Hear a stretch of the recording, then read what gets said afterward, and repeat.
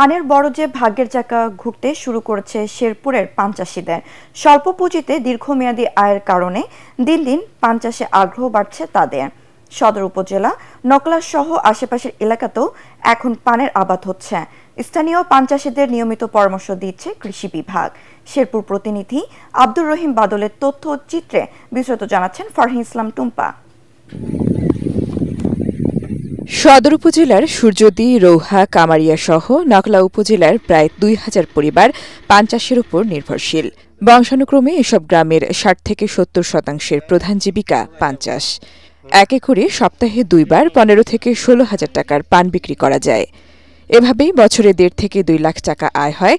একবার বরজ তুলতে পারলে ১০ থেকে ১৫ বছর পর্যন্ত টিকে থাকে। উৎপাদন খরচও একেবারেই কম।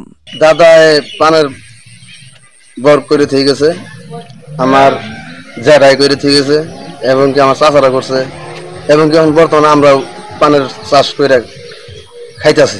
এর আগের বাজারে ছিল ৮০ টাকা, এবারে এই বাজারে বেচাইতেছে মাত্র ৪০ টাকা, ৩৫ টাকা। সপ্তাহে ৩ দিন স্থানীয় বটতলায় পান বাজারে বিক্রি হয় কয়েক লাখ টাকার পান। দূর দূরান্ত থেকে পাইকাররা আসে পান কিনতে। এখানকার পান ঢাকা, বিক্রমপুর সহ যাচ্ছে দেশের বিভিন্ন স্থানে। সময়ভেদে প্রতি বিড়া পান ৩০-৩৫ টাকা থেকে ৮০-৯০ টাকায় বিক্রি হয়। সপ্তাহে ৩ দিন বাজার বসে এবং অনেক দূর দূরান্ত থেকে পাইকারপত্র আসে এবং অনেক ভালো বেচাকিনি হয়। জামালপুর, ফুলপুর এই সমস্ত এলাকা পান যায়।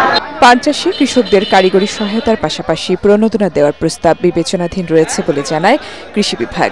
এই স্থানে ১ বছর পান চাষ করলে ওই জমিতেই ৫ বছর পর্যন্ত পান চাষ করা যায় বিধায় এটি কৃষকদের জন্য লাভজনক।